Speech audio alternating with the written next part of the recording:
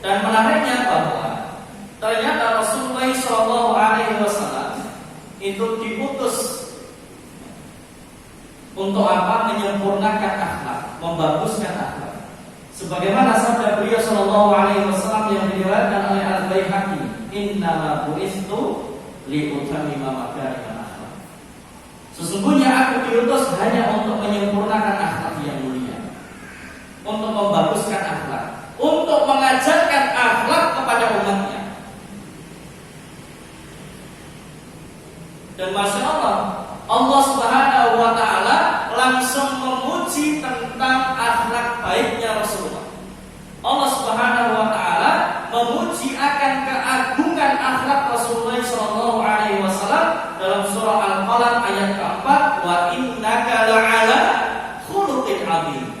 Dan sesungguhnya engkau benar-benar berbudi pekerti yang luhur, berakhlak yang baik. Itulah Rasulullah SAW. Yang ketika ada sahabat yang tanya kepada Aisyah radhiyallahu anha tentang bagaimana akhlaknya Rasulullah, maka Aisyah radhiyallahu anha menjawab, "Innaka khuluqul Qur'an." Rasulullah SAW itu akhlaknya Quran. Jadi Quran berjalan Rasulullah SAW. Artinya apa artinya kalau kita ingin memahami Quran dengan sempurna, kalau kita ingin melihat bagaimana implementasi atau aplikasi daripada Quran, maka lihatlah Rasulullah SAW. Seperti itulah aplikasi atau implementasi dari Quran, akhlak beliau SAW. Dan untuk itulah beliau diutus, untuk itulah beliau ditugaskan untuk apa? Innama bu'istu liutammima makarimal akhlak, untuk menyempurnakan. Maka inilah yang dimaksud revolusi akhlak, perubahan cepat yang mendasar atas apa? Atas yang disunahkan oleh Rasulullah SAW. Itu dasarnya itu. Dasarnya adalah surah Al-Ahzab ayat ke-21, "Laqad kana lakum fi Rasulillahi uswatun hasanah liman kana yarjullaha wal yawmil akhir wa dzakarallaha katsiran." Dasarnya adalah ada di dalam diri Rasulullah itu suri teladannya, ada akhlak yang baik. Kita diminta untuk meneladani beliau SAW. Maka dasar dari revolusi akhlak itu adalah sebagaimana Rasulullah SAW berakhlak. Ayo kita umat Islam, orang-orang beriman, segera kita berhijrah, memperbaiki akhlak kita sebagaimana akhlak Rasulullah SAW.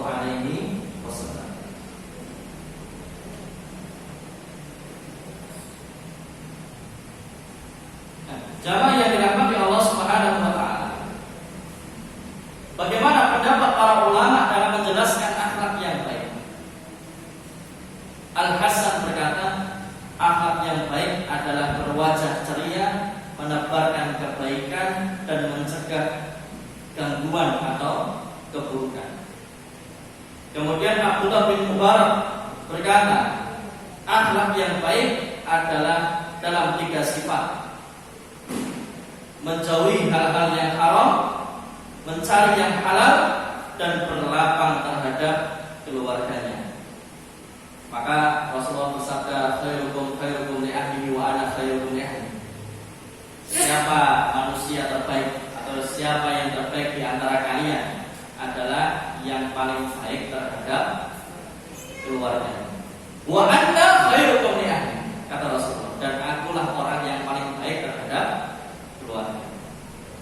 Saking baiknya Rasulullah kepada keluarga, ketika ada istri yang minta untuk kenaikan nafkah, ya Rasulullah, kok nafkahnya dinaikkan? Maka kemudian Rasulullah mengatakan, baik, saya berikan opsi, saya akan berikan dunia, tetapi aku akan cerai kau baik-baik. Atau engkau tetap ingin hidup bersamaku tapi dengan hidup yang sederhana. Maka kemudian semua istrinya bersepakat tetap hidup bersama Rasulullah SAW walaupun dengan hidup yang sederhana. Inilah saking baiknya Rasulullah kepada keluarga, saking baiknya perlakuan Rasulullah kepada para istrinya, sehingga istri yang banyak itu mereka bersepakat untuk tetap tinggal bersama Rasulullah. Mereka bersepakat untuk tetap menjadi istrinya Rasulullah SAW. Kenapa? Karena sudah nyaman, perlakuannya baik, yang sehingga ditawari caranya pun nggak mau. Pilih hidup sederhana, pilih hidup miskin, tetapi tetap bersama beliau SAW karena beliau adalah suami yang baik.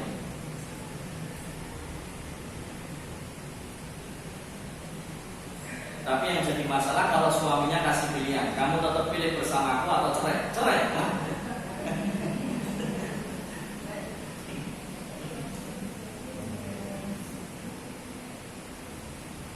Jamaah yang dirahmati Allah Subhanahu wa taala. Kemudian ulama lain mengatakan akhlak yang baik adalah dekat dengan manusia tapi asing di tengah-tengah mereka.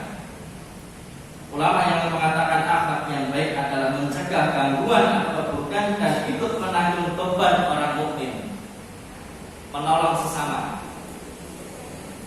Kemudian ulama lainnya lagi mengatakan akhlak yang baik adalah engkau tidak memiliki tujuan selain Allah Subhanahu wa ta'ala. Qul inna sholati wa nusuki wa mahyaya wa mamati lillahi rabbil alamin.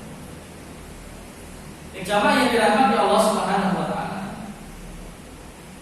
Maka berbicara tentang akhlak yang tadi saya ambilkan dari kitab Minhajul Muslim, silakan nanti jamaah bisa merujuk pada kitab Minhajul Muslim di bab akhlak. Kemudian berbicara tentang akhlak, maka akhlak itu terkumpul dalam 4 hadis. Akhlak itu terkumpul dalam 4 hadis. Bagi jamaah yang sudah memiliki kitab Syarah Syama'il, bisa dibuka nanti Syarah Syama'ilnya di halaman ke 469.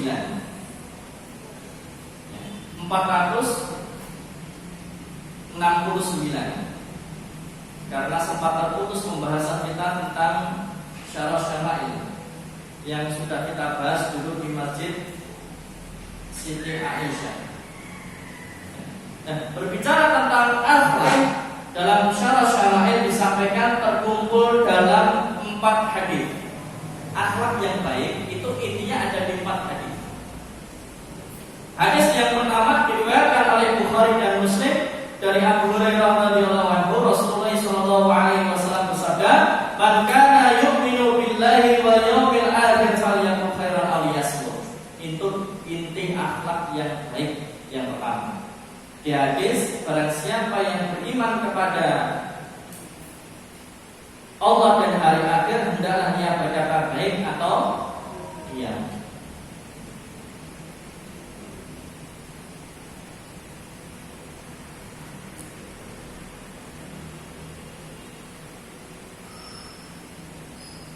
Kemudian hadis yang kedua diriwayatkan oleh At-Tirmidzi dari Ali bin Husain, Rasulullah sallallahu alaihi wasallam bersabda,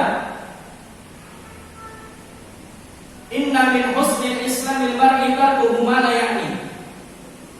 Sebaik-baik keislaman seseorang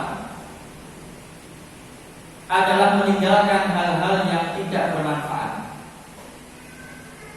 walaupun hukumnya mubah, walaupun hukumnya boleh. Tetapi kalau itu tidak ada manfaat utamanya untuk akhirat kita, untuk agama kita, maka tinggalkan kegiatan yang tidak ada manfaatnya. Kalau sesuatu yang hukumnya mubah, walaupun mubah, tetapi tidak ada manfaatnya, kita diminta untuk meninggalkan, apalagi terhadap sesuatu yang haram. Lebih lagi tekanannya untuk apa? Kita meninggalkan aktivitas itu. Wong yang mubah, yang boleh saja, tapi tidak ada manfaatnya, kita diminta untuk meninggalkan itu. Apalagi sesuatu yang haram. Jadi kalau ingin melihat kualitas keislaman kita, maka bisa dilihat di sini. Kira-kira dalam satu hari itu kita banyak melakukan hal-hal yang tidak ada manfaatnya atau hal-hal yang bermanfaat. Kalau dalam satu hari itu kita banyak melakukan hal-hal yang anfaedah, kita banyak melakukan hal-hal yang tidak ada manfaatnya, berarti memang Islam kita belum bagus. Masih banyak waktu yang terbuang sia-sia. Nikmatani makbulun makbul kasirun minan nas. Ada dua kenikmatan yang kita itu sering terlalaikan. Yang pertama adalah as-siha, yang kedua adalah wal farah.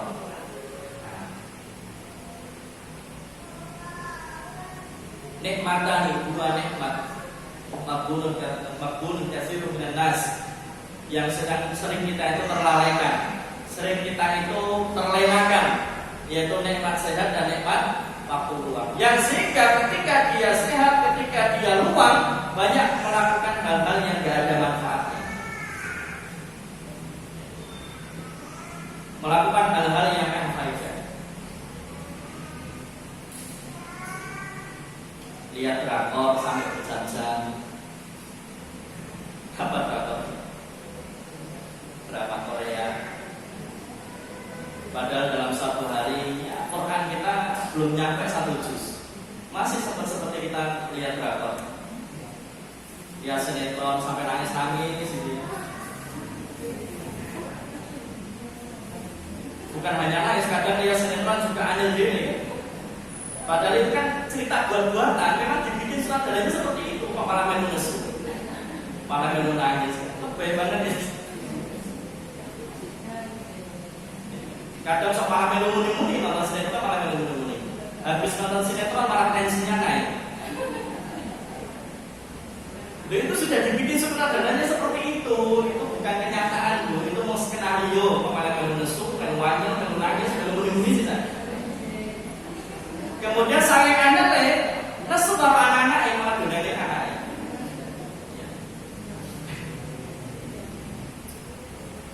Lihat drakor romantis, nanti malah nyala-nyalain suaminya. Kok kamu tidak seromantis yang ada di drakor?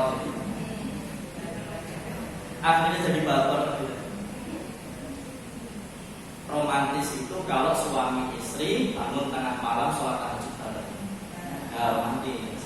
Romantis itu kalau suami istri bisa datang pengajian bareng. Itu romantis.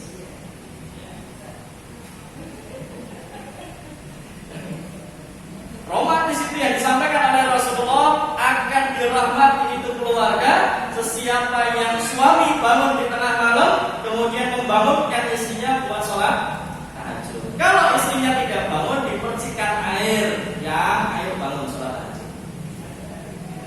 Atau sebaliknya, istri yang bangun di tengah malam kemudian dia sholat tahajud sembari membangunkan suaminya. Kalau suaminya tidak bangun, dipercikan air, ya ayo bangun sholat tahajud. Itu namanya romantis.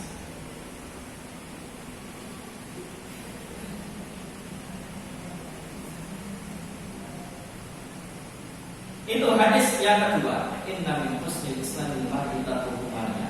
Inti akhlak yang kedua adalah hanya melakukan hal-hal yang ada manfaatnya. Kalau yang pertama berkata yang baik. Kemudian inti akhlak yang ketiga adalah anna rajulan qala lin Nabi sallallahu alaihi wasallam. Suatu ketika ada seorang laki-laki yang datang menemui Rasulullah.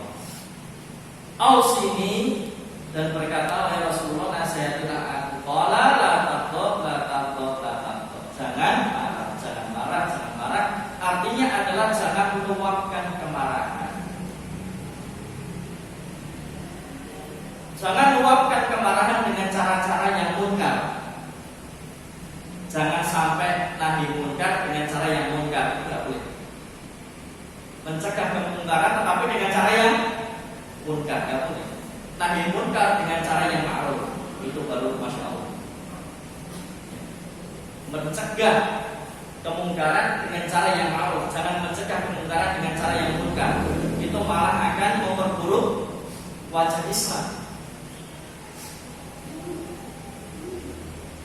Ya, orang kafir itu tidak melihat ilmu, orang kafir juga tidak melihat ibadahmu, tetapi orang kafir akan melihat akhlak. Yang sehingga, masya Allah, banyak sekali orang kafir masuk kepada Islam karena melihat keagungan, kemuliaan akhlak dari muslimin.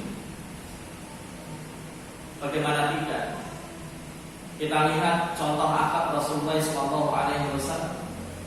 Ketika ada seorang Yahudi yang sakit, apakah beliau, apa yang dilakukan beliau?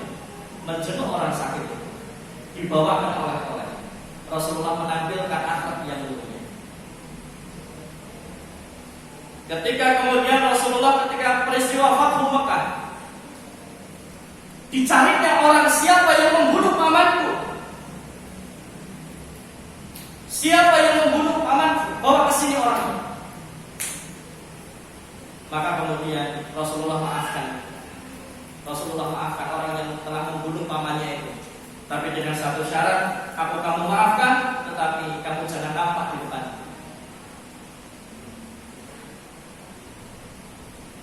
Kemudian Rasulullah pernah suatu ketika ditarik sama orang Badui, apa itu namanya, sorbannya, sampai kemudian leher Rasulullah memerah. Ditanya, kamu mau apa wahai orang Badui? Orang Badui tadi mengatakan, aku minta harta. Wahai Muhammad, kalau namanya orang Yahudi itu tidak beradab, manggilnya yang Muhammad gitu aja. Minta duit Muhammad, minta harta. Maka oleh Rasulullah, padahal mintanya sambil narik-narik sorban sampai galer lehernya merah. Maka Rasulullah kemudian ajak ke suatu lembah. Orang Badui, kamu lihat apa di dalam lembah itu? Aku lihat lembah itu penuh dengan kambing. Maka kemudian Rasulullah mengatakan, bawa pulang kambing itu, bagikan kepada kaum. Rasulullah disakiti, tetapi malah dikasih kambing. Begitu kemudian dibawa pulang itu kambing, dibagikan kepada kaumnya, si Arab Badui tadi mengatakan, masuk Islamlah kalian. Karena ternyata Muhammad itu kalau sedekah nggak takut miskin. Karena akhlak dermawan membuat mereka kemudian berbondong-bondong masuk pada Islam. Karena dijenguk ketika sakit, yang kemudian akhlak yang baik itu membuat mereka masuk Islam. Rasulullah pernah juga dikasih baju, dikasih hadiah baju. Hadiah ini bukan sedekah, hadiah, bukan sedekah. Dikasih baju bagus, kemudian ada sahabat yang mengatakan, ya Rasulullah, kok bajunya panjenengan saya sangat, kok bajunya bagus kan? Maka kemudian Rasulullah melepas bajunya dan memberikan baju itu kepada sahabat tersebut. Akhlak yang mulia. Bisa kita seperti itu. Kok motornya bagus sekali, langsung kasih kunci sak BPKB. Makanya Anas bin Malik mengatakan, aku mencintai Rasulullah, aku mencintai Abu Bakar, aku mencintai Umar, supaya aku dimasukkan surga bersama mereka, walaupun amalku tidak bisa seperti mereka. Kita itu beramal seperti mereka nggak bisa. Rasulullah itu kalau diminta nggak mungkin nolak, nggak bisa nolak. Bahkan Sa'ad bin Rabi', Bapak Ibu tahu ya, Sa'ad bin Rabi' ketika dipersaudarakan oleh Abdurrahman bin Auf ketika peristiwa hijrah sampai ke Madinah itu dipersaudarakan Abdurrahman bin Auf dengan Sa'ad bin Rabi'. Apa yang disampaikan Sa'ad bin Rabi'? Bahwa Abdurrahman bin Auf, kita sudah jadi saudara. Innamal mu'minuna ikhwah. Kita sudah bersaudara atas dasar iman, bukan nasab, iman. Maka aku bagi hartaku menjadi dua, 50% untuk kamu, 50% untuk saya, untuk keluarga saya. Dan saya punya dua istri. Silakan kamu pilih, menurutmu dua istri saya yang paling cantik mana? Ya, silakan nazar, menurutmu dua istri saya yang paling cantik mana? Saya akan ceraikan. Setelah selesai masa iddah, silakan kamu nikahi istri saya. Bisa kita seperti itu, Pak? Bisa, kalau istrinya cuma satu. Aman, istrinya cuma satu. Untungnya Abdurrahman menolak.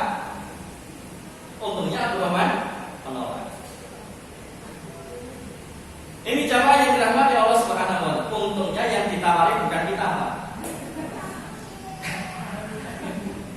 Kalau yang ditawari kita, yes or no, Pak?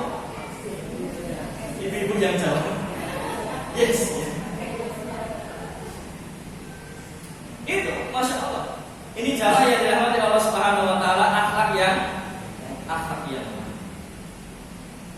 ya. Kembali ke tadi, inti akhlak yang ketiga adalah jangan luapkan kemarahan dengan cara-cara yang munkar. marah dengan cara-cara yang negatif.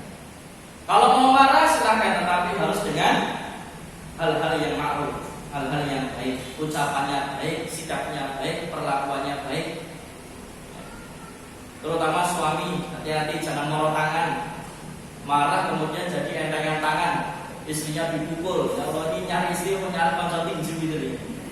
Dan sehingga kemudian istrinya sering kena pukul. Ibu-ibu juga sama ya. Hati-hati jangan sampai piring terbang gitu. Kalau marah, wudu, ta'awun, ya, tidur saja. Kemudian inti hadis yang keempat adalah la yu'minu ahadukum hatta yuhibbu li akhihi ma yuhibbu li nafsihi. Mencintai orang lain sebagaimana kita mencintai diri sendiri. Mencintai orang lain sebagaimana kita mencintai diri sendiri. Memperlakukan orang lain sebagaimana kita memperlakukan diri sendiri. Nek ra gelem dijuget aja. Nek ra gelem dijotos aja. Perlakukan orang lain sebagaimana kita memperlakukan diri sendiri. Cintai mereka sebagaimana kita mencintai diri kita sendiri. Maka ini dalam dua hal. Yang pertama dalam hal ibadah. Dalam hal ibadah ada tiga hal. Yang pertama dalam hal ibadah. Dalam hal ibadah kita menginginkan orang lain juga merasakan ibadah yang kita lakukan. Termasuk diantaranya adalah majelis ilmu. Kita menginginkan orang-orang lain juga bisa mengikuti majelis ilmu seperti kita sekarang ini. Kemudian kita mengajak mereka untuk menghadiri majelis ilmu. Mandala ala khairil falahu mislu ajri fa'ilihi. Siapa yang menunjukkan kepada kebaikan, kemudian orang itu melakukan apa yang kita ajakkan, maka kita akan mendapatkan pahala yang semisal dengannya. Ya, Masya Allah. Dalam hal ibadah. Ya. Maka sampai ada yang komunitas-komunitas ya baca Quran satu hari satu juz, ada yang kemudian sholat duha, ya kan, ada yang tahajud berantai dan sebagainya. Itu dalam rangka apa? Dalam rangka mengajak kaum muslimin yang lain untuk membiasakan melakukan ibadah, melakukan amal saleh, yang sehingga termotivasi dia untuk membaca Quran satu hari minimal satu juz, untuk kemudian bisa sholat tahajud, untuk kemudian bisa sholat duha dan sebagainya. Kemudian yang kedua adalah dalam hal kemungkaran, ya, mencintai orang lain sebagaimana mencintai diri kita. Kita mencintai orang lain, kita tidak ingin dia masuk ke dalam neraka. Yang karena kita tidak ingin dia masuk ke dalam neraka, kita tidak menginginkan itu, maka kita cegah dia dari perbuatan maksiat atau perbuatan dosa. Disinilah peran nasihat menasihati amal ma'ruf nahi munkar. Karena soleh saja tidak cukup, kita pun juga harus muslim. Soleh diri sendiri tidak cukup, kita pun juga harus mensolehkan orang lain. Wa tawassaw bil haqq wa tawassaw bis sabr. Dan ini merupakan ciri generasi terbaik dalam surah Al-Imran ayat 110. Kuntum khairu ummah ukhrijat lin-nasi ta'muruna bil ma'ruf wa tanhauna 'anil munkar wa tu'minuna billah. Ciri generasi terbaik sebagaimana yang para sahabat lakukan itu adalah mau amal ma'ruf nahi munkar. Yang sehingga nasihat menasihati amal ma'ruf nahi munkar itu merupakan bukti cinta kita kepada saudara yang lain. Aku tidak ingin kamu masuk neraka, makanya saya halangi kamu supaya tidak melakukan perbuatan dosa atau maksiat. Maka kalau ada dua orang yang sedang berselisih, kita cinta kepada mereka yang sehingga kemudian kita damaikan, kita Islam. Kemudian yang ketiga dalam hal dunia. Dalam hal dunia, kita nggak pengen kelaparan, maka jangan sampai tetangga kita kelaparan. Kita pengennya selalu pakai baju yang bagus, maka kita pun juga harus memperhatikan baju yang dipakai oleh tetangga atau saudara kerabat kita. Artinya apa? Ya, ibu-ibu kan punya bajunya 3 lemari ibu, ya kan? Baju bagus-bagus, ya pokoknya koleksi baju lah pokoknya. Setiap 12 jam ganti lah ya. Terus setiap momen ganti kostum, saking banyaknya baju. Sedangkan tetangga kita, ya Allah, bajunya itu sobek jahit lagi, sobek jahit lagi, sobek jahit lagi, sobek jahit lagi, sampai bisa dihitung jahitannya jumlahnya banyak itu di bajunya. Ibu-ibu, ya bapak-bapak yang punya baju 3 lemari itu ya diambil lah baju-baju yang memang sudah tidak cukup di badan karena tubuhnya ke samping, ya. Diambillah baju-baju yang jarang dipakai untuk apa? Sedekah kepada kerabat, saudara, tetangga kita. Walaupun memang itu bukan baju yang baru, tetapi karena kondisinya masih bagus, mereka itu juga akan senang karena gamis itu harganya mahal. Mereka kalau mau beli gamis kadang eman-eman pilih buat makan, yang sehingga mending pakai baju seadanya tetapi makan bisa 3 kali sehari. Maka ibu-ibu, bapak-bapak yang punya baju murah ya ambillah, sedekahkan buat mereka. Kemudian dalam hal makanan juga seperti itu. Jadikanlah dapurnya kita itu dapurnya du'afa. Kalau ada tetangga yang memang susah makannya, kita berikan makanan atau silakan mereka makan ke rumah kita. Undang itu anaknya, yuk makan di sini. Undang makan bareng. Jangan cuma tonggo itu ambune enak banget. Jangan hanya mendapatkan bau yang sedap itu, tetapi bagilah. Rasulullah sampai katakan banyak kuahnya.